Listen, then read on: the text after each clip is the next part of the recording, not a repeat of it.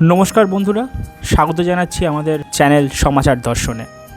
আজ আপনাদের সামনে তুলে ধরব সুভাষচন্দ্র বসুর জীবনে শ্রীরামকৃষ্ণ বিবেকানন্দের প্রভাব এবং বিশিষ্ট ব্যক্তিদের প্রভাব, যাদের সংস্পর্শে সুভাষচন্দ্র এসেছিলেন তাদের সবার কথাই আজকে তুলে ধরব এই ভিডিওটিতে। চলুন শুরু করা যাক। আজ তিনি জীবিত থাকলে আমি তার চরণেই আশ্রয় নিতাম, একথা বলছেন সুভাষচন্দ্র। অর্থাৎ সময় ও সুযোগ পেলে ভাবগুরু স্বামী বিবেকানন্দের প্রতি ভাবশিষ্য সুভাষচন্দ্র বসু যে সম্পূর্ণ আত্মসমর্পণ করতেন, সেই অন্তরের ভাবনা এখানে সম্পূর্ণরূপে প্রকাশ পেয়েছে। একদিন সুভাষচন্দ্রের নিকটাত্মীয় সুভাষচন্দ্র মিত্রের বাড়িতে গিয়ে হঠাৎই সন্ধান পেলেন স্বামী বিবেকানন্দের বইয়ের। অন্য তথ্য পাওয়া যায়, কটকের র্যাভেনশা স্কুলে ও কলকাতার প্রেসিডেন্সি কলেজে সুভাষচন্দ্র বসুর সহপাঠী চারুচন্দ্র গঙ্গোপাধ্যায় বেলুর মঠের শঙ্কর মহারাজকে জানিয়েছিলেন কটকের প্যারিমোহন একাডেমির শিক্ষক কৃষ্ণচন্দ্র সেন সেই সময় নবম শ্রেণীতে পড়া কিশোর সুভাষচন্দ্রের হাতে প্রথম তুলে দিয়েছিলেন স্বামী বিবেকানন্দের লেখা বই। সুভাষচন্দ্রের নিজের কথায়, বয়স তখন সবে মাত্র 15। আমার জীবনে এক প্রচণ্ড বিপ্লব ঘটে গেল। বিবেকানন্দ আমার জীবনে প্রবেশ করলেন। আর সুভাষচন্দ্র তার প্রভাবতী দেবীর মুখ থেকে কথামৃত শুনতে শুনতে বড় হয়েছেন। বালক বয়স থেকেই বালক বয়সে শুনেছেন, কিশোরে নিজে পড়া শুরু করলেন, যা থেকে প্রথমে তৈরি হলো জাতপাতহীন সেবা, তারপর যোগ হলো ত্যাগ।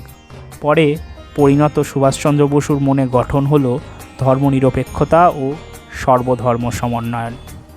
পরিণত বয়সে সুভাষচন্দ্র বসু বলেছেন, শ্রীরামকৃষ্ণ ও স্বামী বিবেকানন্দের কাছে আমি যে কত ঋণী তা ভাষায় কী করে প্রকাশ করব। তাদের পূর্ণ প্রভাবে আমার জীবনের প্রথম সঠিক পথের দেখা পাই। ভগিনী নিবেদিতার মতো আমিও মনে করি যে রামকৃষ্ণ ও বিবেকানন্দ এক ব্যক্তির অখণ্ড দুই রূপ। আজ যদি স্বামীজি জীবিত থাকতেন, নিশ্চয়ই তিনি আমার গুরু হতেন। তাকে গুরুপদে আমি বরণ করতাম। আমি যতদিন জীবিত থাকব ততদিন শ্রী রামকৃষ্ণ বিবেকানন্দের একান্ত অনুগত ও ভক্ত হয়েই থাকব। সুভাষচন্দ্রের যখন 5 বছর বয়স, তখন মহাপ্রয়াণ ঘটে স্বামী বিবেকানন্দের। বিপ্লবী হেমচন্দ্র ঘোষকে সুভাষচন্দ্র জানিয়েছিলেন, ভারতবর্ষকে আমি ভালোবেসেছি বিবেকানন্দ পড়ে, আর বিবেকানন্দকে আমি চিনেছি নিবেদিতার লেখায়। কীভাবে মানুষ কামবাসনার উপরে নিজের সংযম শক্তিকে জয়ী করতে পারে, কীভাবে নিজের ভেতরের শক্তিকে জাগাতে পারে, কিভাবে নিজেকে দুর্বল ভাবনা থেকে মুক্তি পাওয়া যায়, এই সব কীভাবে স্বামী বিবেকানন্দের লেখা বই থেকে নির্দেশ পাওয়া যাবে, তা সুভাষচন্দ্র বসু চিঠি লিখে জানিয়েছিলেন তার এক প্রিয় সহকর্মী হরিচরণ বাগচিকে। নিজেকে নিঃস্ব করে স্বামীজির ত্যাগ ও সেবা সুভাষচন্দ্র বসুকে সবচেয়ে বেশি প্রভাবিত করেছিল। স্বামী বিবেকানন্দ ও সুভাষচন্দ্র বসু একই জীবন ধর্মের দুটি রূপ মাত্র। এক পর্ব আগে জন্মালে নেতাজি হতেন স্বামীজি, এবং পরের পর্বে আবির্ভূত হলে বিবেকানন্দ হতেন সুভাষচন্দ্র। তার জীবনে, অর্থাৎ সুভাষচন্দ্রর জীবনে বিশিষ্ট ব্যক্তিদেরও প্রভাব অনেক পড়েছে। তিনিও অনেকের সংস্পর্শে এসেছেন।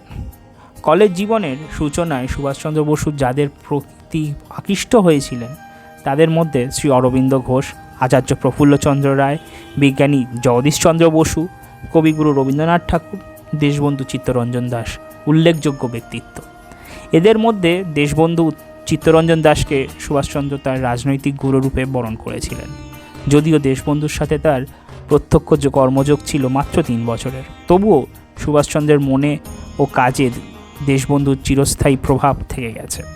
দেশবন্ধু ছিলেন সুভাষচন্দ্রের রোল মডেল। তরুণ ছাত্র সুভাষচন্দ্রের জীবনে শ্রী অরবিন্দর স্থায়ী প্রভাব কতটা ছিল তা নিয়ে দ্বন্দ্ব সুভাষচন্দ্রের মনের মধ্যেই দেখতে পাওয়া যায়। শ্রী অরবিন্দের প্রতি শ্রদ্ধা অটুট থাকলেও আকর্ষণের অন্যতম কারণ ছিল অরবিন্দ শিষ্য দিলীপ কুমার রায়ের সাথে তার গভীর বন্ধুত্ব, উভয়ের পারস্পরিক শ্রদ্ধা ও ভালোবাসা। আচার্য প্রফুল্লচন্দ্র রায়ের সাথে সুভাষচন্দ্রের খুব স্নেহের সম্পর্ক ছিল। প্রফুল্লচন্দ্র রায় ও জানকীনাথ বসু সহপাঠী ছিলেন। আচার্য রায়ের মহান ব্যক্তিত্ব, তার সাদামাটা জীবনযাত্রা, কর্ম উদ্যোগ, মানবপ্রেম ও স্বদেশপ্রেম ছাত্র সুভাষচন্দ্রকে প্রবল আকর্ষণ করে। পরবর্তীকালে 1922 সালে দেশের বন্যাত্রাণ সেবায় তাদের যে যুগলবন্দির শুরু, তার সম্পর্কে ও প্রভাব সুভাষচন্দ্রের জীবনে সবসময় ছিল। এই বন্যাত্রাণের তহবিলের খরচ খরচা নিয়ে আচার্যের সাথে পুত্রসম সুভাষচন্দ্রের তীব্র মতবিরোধ হয়েছিল, যদিও সেই বিরোধ কেউই খুব বেশি দিন বয়ে নিয়ে চলেননি। কবিগুরুর প্রতি শ্রদ্ধা ও আকর্ষণ সুভাষচন্দ্রের ছাত্রজীবন থেকেই শুরু হয়েছিল। রবীন্দ্রনাথ ঠাকুর শিক্ষাদর্শ, সাহিত্য ও গান সুভাষচন্দ্রকে প্রভাবিত করেছিল বারবার। ইংল্যান্ড থেকে আইসিএস চাকরিতে পদত্যাগ করার পরে দেশে ফেরার সময় তরুণ সুভাষচন্দ্রের সাথে একই জাহাজে ছিলেন কবিগুরু রবীন্দ্রনাথ ঠাকুর। কবিগুরুর সাথে সুভাষচন্দ্র বসুর পারস্পরিক সম্পর্ক তার রাজনৈতিক জীবনে প্রবেশ করার আগের সময় থেকে গৃহ ও দেশত্যাগের আগের সময় পর্যন্ত এক বিস্তৃত অতি গুরুত্বপূর্ণ মূল্যবান অধ্যায়। যে অধ্যায় আছে সুভাষচন্দ্রের প্রতি কবিগুরুর উপদেশ, তীব্র সমালোচনা ও টিপ্পনী, অভূতপূর্ব সমর্থন, আস্থা ও ভরসা, ভালোবাসা ও আশীর্বাদ। ছাত্রদের কাছে আদর্শ পুরুষ বিজ্ঞানী জগদীশচন্দ্র বসুর উদ্ভাবনী ক্ষমতা, স্বদেশপ্রীতি ও তার বক্তব্য সুভাষচন্দ্র বসুকে প্রবলভাবে টানত। বিজ্ঞানী বসুকে সুভাষচন্দ্র কি অসীম শ্রদ্ধা করতেন তা এই পর্বেরই একটি কথায় আমি তুলে ধরব আপনাদের সঙ্গে। সুভাষচন্দ্র লিখছেন 1915 সালের 8ই ডিসেম্বর কলকাতা ইউনিভার্সিটি ইনস্টিটিউট হলে বিজ্ঞানী জগদীশচন্দ্র বসুকে সংবর্ধনা দেওয়ার উদ্দেশ্যে এক সভার আয়োজন করা হয়। সেখানে বিজ্ঞানী বসুর বক্তৃতা দেওয়ার কথাও প্রচারিত হয়। ছাত্র সুভাষচন্দ্র আশা, উত্তেজনা ও গভীর আগ্রহ ও উৎসাহে সভায় গেলেন শুধুমাত্র জগদীশচন্দ্র বসুর মুখে মূল্যবান কিছু কথা শুনতে। কিন্তু সভার শুরু হয় ইংরেজি থিয়েটার ও ইংরেজি গান দিয়ে। সভায় যুবকদের হাসাহাসি ও উচ্চ উঙ্খলতায় অতিষ্ঠ সুভাষচন্দ্র একবার ভাবলেন সভা ছেড়ে বেরিয়ে যাবেন, কিন্তু বিজ্ঞানী বসুর বক্তব্য শোনার ইচ্ছা তাকে বাদ সাধল। একবার ঘুমানোর চেষ্টা করলেন, কিন্তু অত্যাধিক চিৎকারে তাও পারলেন না। কিন্তু শেষ পর্যন্ত সভায় জগদীশচন্দ্র বসু কোনো বক্তৃতা দিতে পাননি, কারণ সেই পরিস্থিতি ও পরিবেশ সভায় ছিল না। তাই তিক্ত অভিজ্ঞতা সম্পর্কে সুভাষচন্দ্র বসু ধিক্কার জানিয়ে লিখেছিলেন, থিয়েটার দিয়ে অভিনন্দন, হায় ভারত, হায় বাঙালি, তোমার কি এত দূর অধঃপতন হয়েছে? যতদিন না আমরা মহাপুরুষদের উপযুক্ত সম্মান দিতে শিখছি ততদিন আমাদের কিছুই হবে না। জানি না বিজ্ঞানী জগদীশচন্দ্র বসু এই অভ্যর্থনা কীভাবে নিয়েছিলেন। স্বদেশভক্ত বিজ্ঞানী বসু দেশের দান 2 হাত পেতে অবশ্যই নেবেন, ছাইবর্ষ দিক আর ফুলচন্দনী দিক, কিন্তু এই অভ্যর্থনাতে তিনি যে হৃদয়ের গভীর বেদনা পেয়েছেন তাতে কোনো সন্দেহ নেই।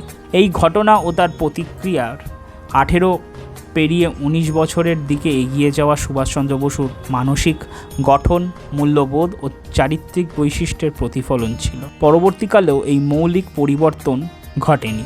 এর ফলে বিভিন্ন ঘটনায় অনেকেই তাকে ভুল বুঝেছে, ভুল বোঝাবুঝি হয়েছে। দুঃখের বিষয় এই যে বিজ্ঞানী জগদীশচন্দ্র বসু বা ভারতের মহাপুরুষদের প্রতি অপমানজনক ব্যবহার সম্বন্ধে তিনি যা বলেছিলেন, পরবর্তীকালে তার নিজের জীবনেই তা পেতে হয়েছে।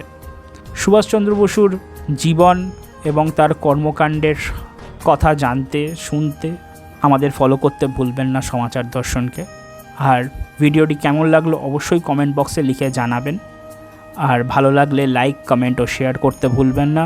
ইউটিউবে দেখে থাকলে সাবস্ক্রাইব করে দেবেন, আর ফেসবুকে দেখে থাকলে অবশ্যই ফলো বাটনটা ক্লিক করে রাখবেন আগামী পর্বগুলো দেখার জন্য। ধন্যবাদ। জয়তু স্বামীজি, জয়তু নেতাজি, জয় হিন্দ, বন্দে মাতরম।